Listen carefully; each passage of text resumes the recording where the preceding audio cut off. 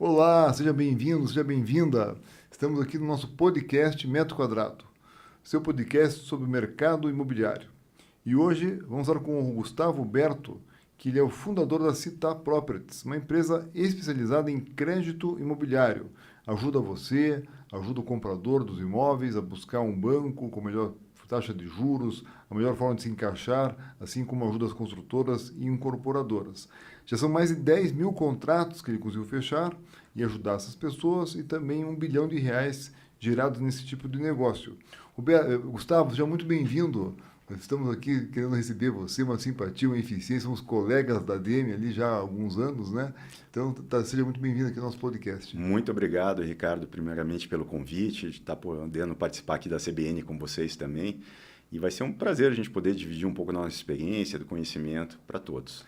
E engenheiro e advogado, também sou engenheiro e advogado, são duas áreas de conhecimento bem diferentes uma da outra, né? Pessoas bem diferentes também, mas que se completam. Eu brinco que ser advogado você conhece a regra do jogo. Qual é a vantagem de ser engenheiro e advogado? Ricardo, sabe que eu sempre tive uma paixão por exatas, então acabei fazendo engenharia civil em virtude disso e também porque a engenharia te abre ali um leque muito grande para a resolução de problemas. Mas a gente também vive num país extremamente burocrático, cheio de leis, então, como você disse, a gente tem que conhecer a regra do jogo. Eu acho que a partir do momento que a gente consegue tangenciar essas duas áreas, né, uma área mais técnica ali e uma outra mais voltada ali para essa questão de legislação, ajudou muito no que a gente faz hoje em dia. Porque querendo ou não querendo trabalhar com crédito imobiliário, é trabalhar com documentos, é trabalhar com avaliações de imóveis, é trabalhar com fluxos financeiros para os clientes. Então, foi nesse mercado que eu achei aí o meu lugar para poder utilizar as duas profissões. E é uma empresa diferenciada, Gustavo, porque a gente vê você é muito respeitado pelos seus pares, né? Tanto os nossos colegas incorporadores, o pessoal gosta muito de você. E qual é a vantagem, qual é o valor que você traz para o teu cliente? E quem é teu cliente? Perfeito. Ricardo, é até legal a gente contar um pouco da própria história da Città, né? Quando nós montamos a empresa, ela estava muito focada no mercado de incorporadoras. A nossa história se confunde muito com a chegada das empresas SAs aqui na cidade de Curitiba. Cirela, Rossi, Gafisa, Brookfield. Então, nós estruturamos de uma forma de atender um pouco essas incorporadoras de uma maneira diferente. No passado, era muito comum a gente ter normalmente o correspondente bancário que trabalhava apenas com um banco, né, preponderantemente a Caixa Econômica Federal, ou você tinha a pessoa que era só um despachante, um documentarista, quer dizer, ele não era correspondente, ele não atuava dentro dos bancos. Então, a gente acabou tendo contato com essas empresas, que eu sou muito grato, porque você acaba entender um pouco mais da gestão. Num macro, você tem contatos com diretores de bancos de São Paulo, que normalmente é onde estão a sede dos principais bancos aqui do Brasil. E tudo isso daí trouxe uma experiência para a gente. A partir de 2017, a gente mudou um pouco. A gente foi para o mercado do prontos usado, justamente focando no cliente, entendendo toda essa jornada que ele tem, né? E também focando para quê? Para dar opções, dar uma assessoria um pouco mais completa. Quando a gente falava assim de fazer o processo de financiamento, que era muito intuitivo, e eu conversava com algumas pessoas, nem sempre era uma jornada agradável, porque a pessoa falava, olha, eu fui conversar com o meu gerente. Legal, teu gerente te apresentou apenas a taxa daquele banco. Por outro lado, também não te passava um espectro de como estava funcionando todo o mercado. Então, o que a gente focou lá dentro da Città? Primeiro, dar uma assessoria completa para essa pessoa, entender o que ela quer, o que ela pode. Depois, fazer um full service ali na parte da contratação do financiamento. O que é esse full service? Lá na empresa, a gente não cobra honorários, primeiro de tudo, porque nossa remuneração vem através dos bancos. Nós somos como se fosse um corretor de seguro, mas o nosso produto é o financiamento imobiliário.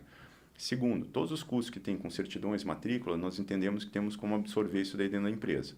Então, você vai hoje procurar um financiamento lá com a Città, justamente você não tem custo nenhum, do começo até o final, e a gente vai estar te acompanhando do início até o final. O que seria o final? É justamente depois que você assina o seu contrato de financiamento, a gente tem que levá-lo a registro de imóveis.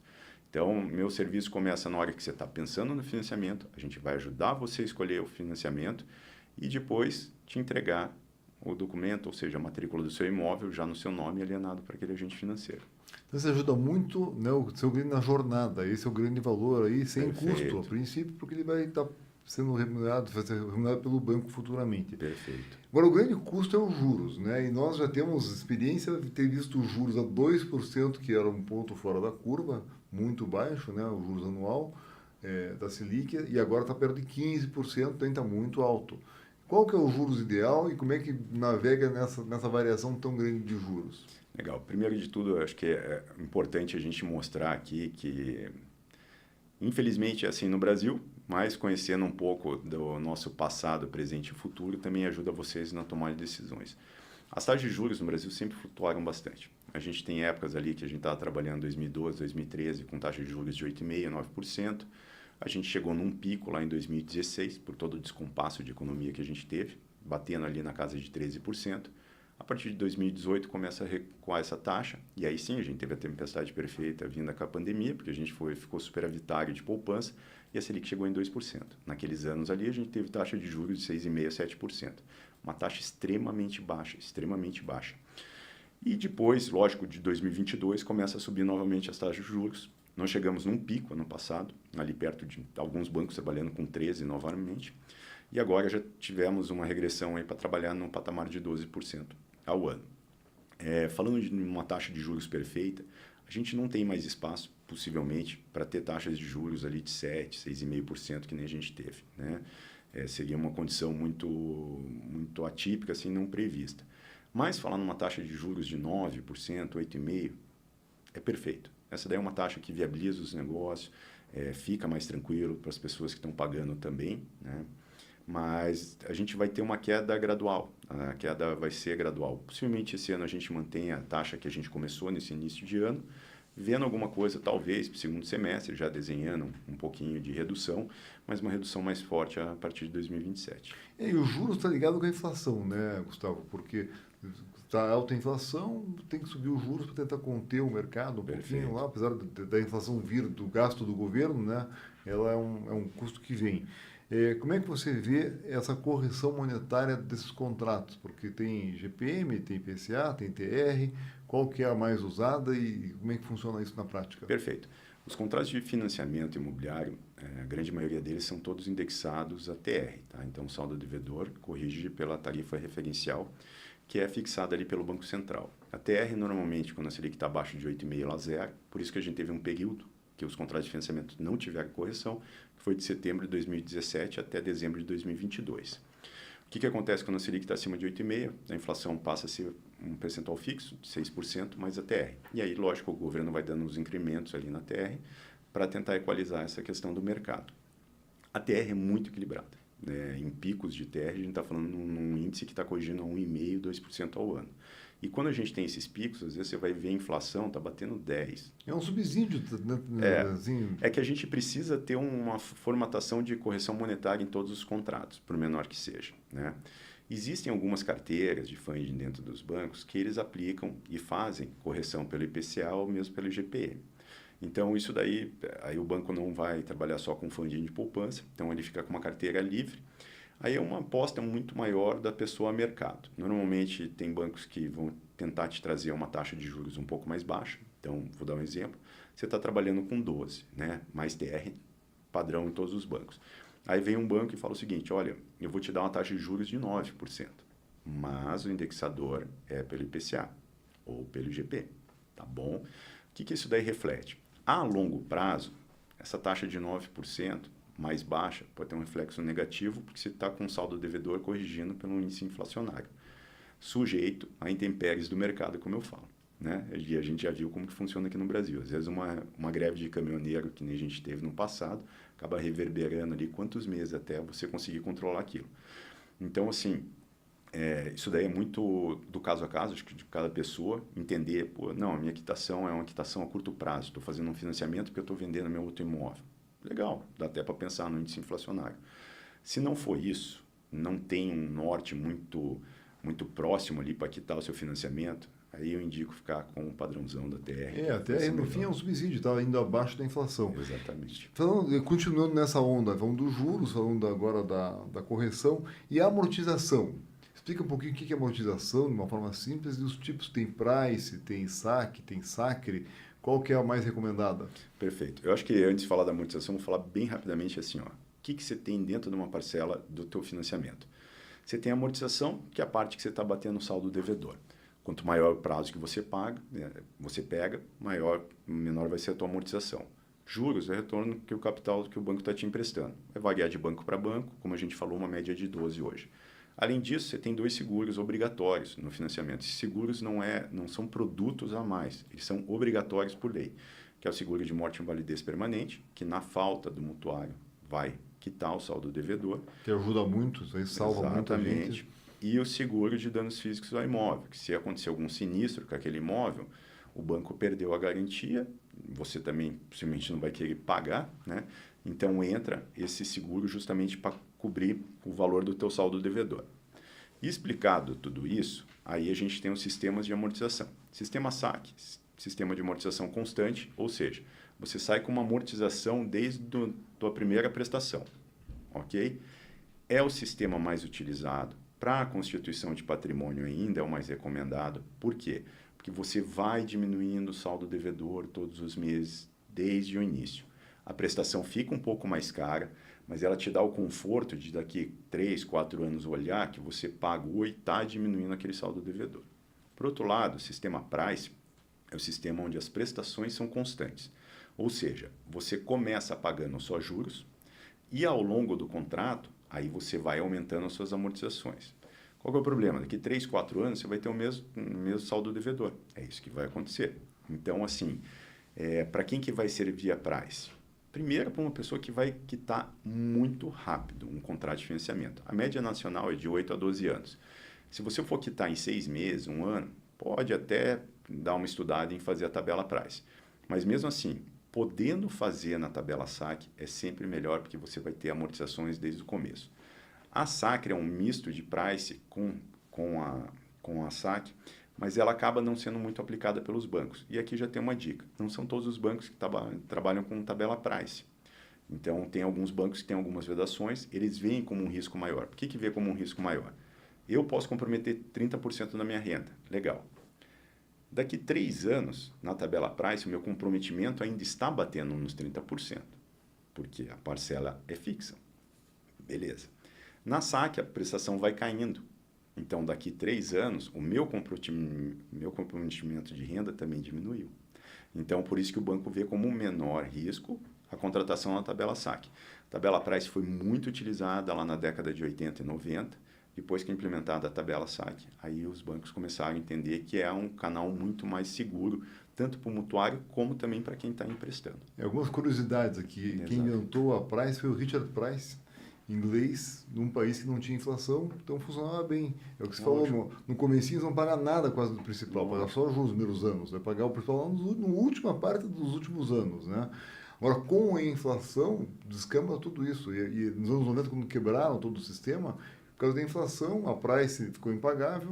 Aí a solução foi botar essa prestação mais alta no início, que já limita o quanto a pessoa vai financiar, porque ela vai pegar um imóvel menor, porque vai comprometer mais a renda dela, e vai ir piorando com o tempo, vai melhorando, vai ficando mais fácil da pessoa pagar, que está baixando teoricamente, e se tiver uma inflação que não equipare tanto a renda dela com o aumento da prestação, ainda tem uma folguinha ali, né, para poder a pessoa ter não ficar insolúvel. Aí só tem um ponto da tabela Price, ela é muito importante para um plano que a gente tem aqui no Brasil, que lá ela encaixa que nem uma luva, que é onde? É no plano Minha Casa Minha Vida. Por quê? Porque ali a gente está falando de valores de financiamento mais baixos, só que as famílias elas precisam ter a menor prestação possível. Entre contratar uma tabela Price, uma prestação de R$400, e uma SAC a R$580, por exemplo, esses R$180 é a diferença entre pagar uma água e uma luz. Faz toda a diferença. Então faz toda a diferença. Só que vamos lá, quando a gente está falando de um plano Minha Casa Minha Vida, eu estou falando de um plano subsidiado pelo governo, com taxas de juros muito baixas. Aí hoje se aproxima de empréstimos pessoais hoje, né? Sim. Eu falei insolvente, desculpe. Com relação à parte de entrada, quanto de entrada que você recomenda dar? Eu sei que é perto de 20% a 30%. Dá o máximo que pode? Qual é o prazo que você sugere também? Ou isso depende de cada caso? É isso que você faz lá. Vamos lá, então. O padrão dos bancos é o financiamento para imóveis residenciais, financiar até 80%. Ou seja, a pessoa tem que dispor de 20% de entrada. Como é uma regra geral de mercado, é legal a pessoa que está comprando um imóvel, ou mesmo comprou um imóvel na planta, que ao menos complete os 20% de entrada. Tá? Sendo conservador, você pode pensar sempre numa entrada de 30%, seria o ideal. Por que isso? Porque nós também temos oscilações de mercado. Ano passado, o funding reduziu um pouco no começo do ano, os bancos tiveram que tirar um pouco o pé do acelerador e começaram a financiar só 70%. Então, as pessoas tiveram que aumentar suas entradas ali de 30% para 30%. Tá? O que eu sempre falo, não se descapitalize tudo. Se, por exemplo, falar, Gustavo, eu posso pegar e dar 30%. Eu falei, tá bom, mas aí eu vou ficar sem nada. Eu falei, aí não é bom. Então, vamos financiar 80%. Vou ter uma reservinha, né? Por quê? O legal, na verdade, lógico, é o mundo ideal, mas se você conseguir fazer isso daí, pensa comigo assim, você vai pegar uma prestação de 12 mil reais, 6 mil, 5 mil reais. 5 mil reais para a gente arredondar a nossa conta. 5 mil reais por mês da tua prestação. Se você puder guardar 60 mil e deixar esse dinheiro aplicado, isso daí é o teu colchão de conforto. Porque é um ano de prestação. Porque eventualmente você pode ter uma mudança de emprego, você pode ter a pessoa é autônomo, cair um pouco o rendimento. Pelo menos você sabe que aquela parte ali já está legal também. Legal, né? Então, bacana. isso daí é uma parte que a gente fala. Não precisa dar tudo como entrada, guarde um pouco. Passou um ano, aquele valor está sobrando. Ok, então vamos pegar, Amortiza um vamos pouquinho. amortizar. Lembrando que você sempre que se amortiza, você traz a valor presente, você não paga juros futuros, não paga encargos. Né? Grande dica, essa tua reserva é excelente. E essa parte do comprometimento da renda, tem que ter máximo 30% do que você ganha é o valor da parcela. É a parcela seca, a parcela com esses seguros já, com todos. Como é que funciona? E por que 30%? É bom ficar perto disso, acima, abaixo? Perfeito. O que acontece? Os 30% é uma recomendação que a gente tem do Banco Central. Tá? Recomendação para quê? Justamente que é o que eles entendem que pode ser destinado para a moradia das pessoas e os outros 70% seriam destinados para as outras coisas, saúde, lazer, educação. Falar em 30%, primeiro, o mais importante é o seguinte, a gente sempre vai falar da prestação cheia, quer dizer, eu pego lá a prestação é 5 mil reais, dentro dessa prestação tem o quê? Amortização, juros e todos os encargos, os 2 seguros obrigatórios e mais a tarifa de serviço administrativo. 30% varia também um pouco dentro de banco para banco. E aí vou explicar por quê. Tem banco que vai se ater à renda bruta. Tem banco que vai ver, poxa, não, esse cara tem uma renda líquida. Ou outros que vão ver, não, tudo bem, ele tem uma renda assim, mas a renda depreendida. O que seria essa renda depreendida? Pô, ele tem um histórico de cartão de crédito muito grande. Ele tem histórico de outros financiamentos que ele fez. Então, a gente já tem um histórico dessa pessoa mapeada de quanto que ela vem pagando de prestações nos últimos 10 anos. O banco tem acesso a tudo isso hoje, né? Então, são os robozinhos que ficam ali em cima. Então, os 30% para você ter, assim, calcula lá. A minha prestação é de 5, no mínimo, uma renda ali de 15 a 16 mil, tá? Para você ter ali uma conta de cabeça, né? Perfeito. E qual que é o maior erro que você vê, né, nesse mercado, assim, que está constantemente querendo se pudesse mudar isso, você mudaria na cabeça do cliente? Aqui no Brasil a gente tem uma mania de encontrar o imóvel, sair comprando, para depois descobrir como que vai pagar. Primeiro você escolhe onde vai morar, depois você vai ver se pagar. pode ou não. Né? Tá. Então eu brinco muito com os clientes, às vezes eu falo, você já me contou a tua história, eu sei o que você quer, agora a gente vai entender o que você pode.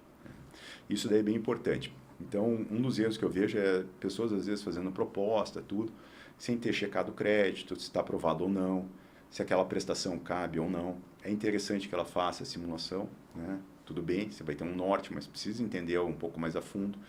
Então, eu sempre falo que a pessoa, o ideal, o mercado ideal é a pessoa primeiro buscar o crédito. Tem muitas pessoas que falam, mas eu nem escolhi o imóvel. Vamos lá, o crédito é seu o crédito, não é do imóvel. Quanto que eu tenho para poder comprar? Isso. Aí você vai chegar naquela conta. Beleza, eu tenho 100 mil reais de entrada, ótimo. Tenho 400 mil aprovado, eu já sei o que eu consigo comprar. Entendi. Consigo comprar Aí um imóvel de você vai ao 500 mercado. mil. Aí você Sabe vai que ao eu fui mercado. corretor, Gustavo, nos Estados Unidos, tanto em Nova York quanto na Flórida, há alguns anos. E no começo me assustava porque, como corretor, a primeira pergunta que você faz é quanto que você tem para comprar.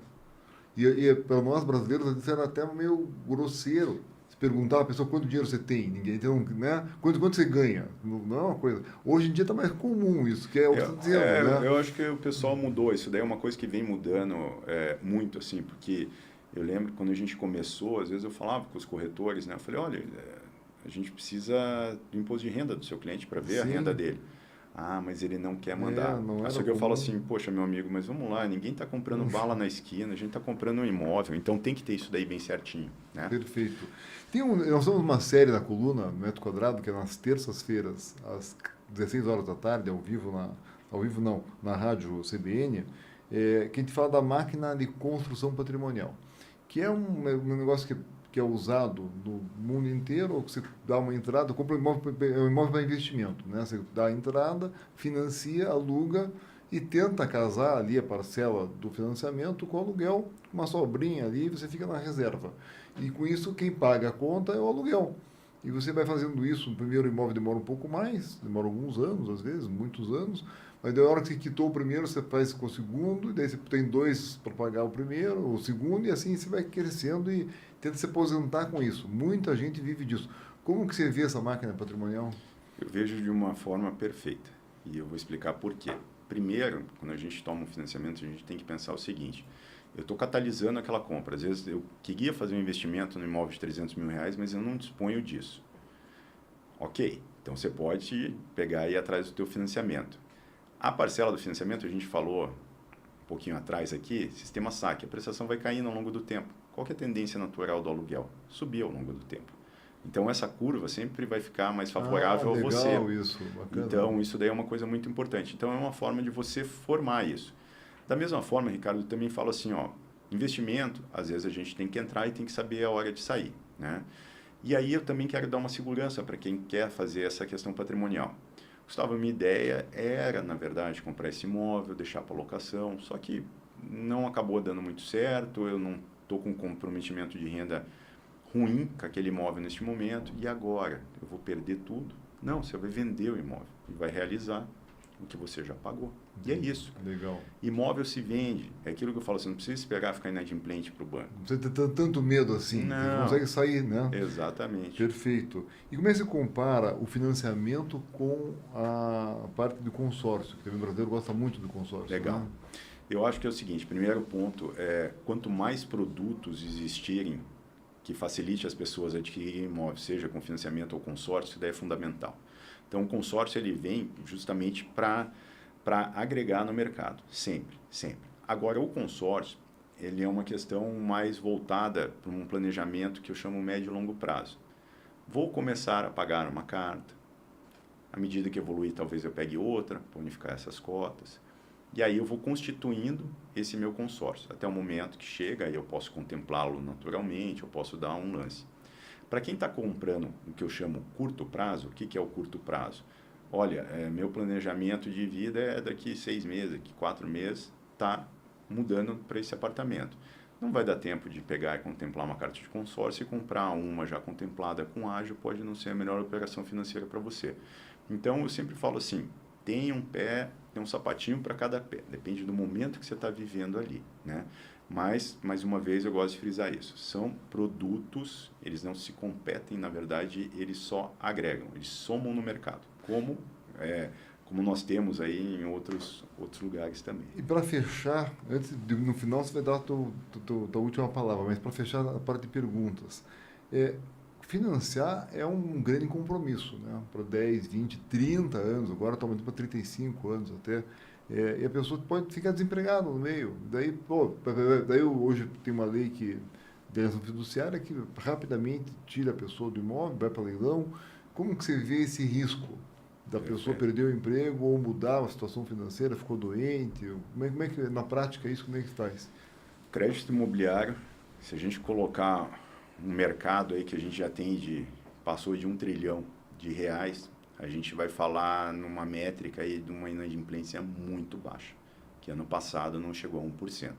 1% o que seria? Pessoas que estão devendo mais de 3 prestações. Tá? Então, assim, ele é muito seguro. E eu entendo que até em virtude disso que a gente começa a amadurecer. As pessoas entendem hoje que Na falta do pagamento, está muito mais ágil do que da época da hipoteca. O instrumento da alienação fiduciária ele é muito mais célere e tem que ser célere mesmo, porque quanto menos risco para o banco ele tiver, mais fácil fica ele devolver mais isso. dinheiro aparece no mercado, né? Claro. Mais fácil e vai cair a tua taxa de juros. Né? Mas o que eu vejo? As pessoas justamente elas já veem isso hoje. Poxa, não vai dar certo, está na hora de vender. Vende, mesma coisa. É a história do carro, né? Só que as pessoas agora aprenderam que com imóvel é a mesma coisa, né? Eu vou deixar o banco retomar o meu carro? Não. Lá entrega, vende. Vende. Saída que você falou agora há pouco. Exatamente. Né?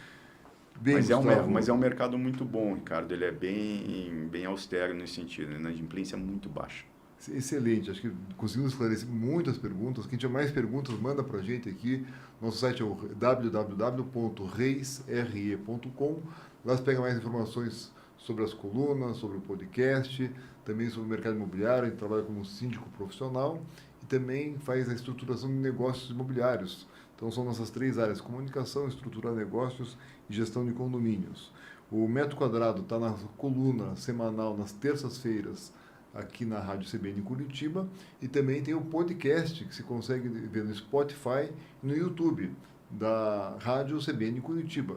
E todas as colunas e todos os nossos podcasts estão lá disponíveis no site da Rádio CBN Curitiba. E deixamos aqui a última palavra para você dar uma dica para o nosso ouvinte aqui, para o nosso seguidor em relação ao mercado de financiamento imobiliário. Perfeito. Nos últimos anos a gente está meio contaminado aí com muitas notícias que as taxas de juros estão altas, que às vezes a gente tem que esperar baixar a taxa de juros para começar a procurar um imóvel ou mesmo fazer um investimento. Eu só vou explicar uma coisa para vocês, não esperem. Por quê? Porque a taxa de juros é transitória e o imóvel é único.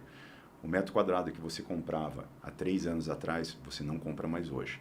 Mas o financiamento mais caro que você tomou há 3 anos atrás, a partir do momento que a taxa de juros está mais baixa, você faz portabilidade, você só troca de banco.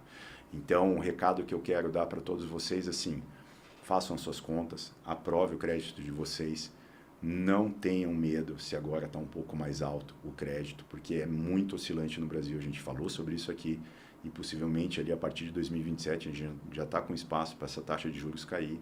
Então você pode concretizar o teu negócio hoje, muda de banco amanhã e está tudo resolvido. Ajusta a parcela para mais baixo se baixar. Perfeito.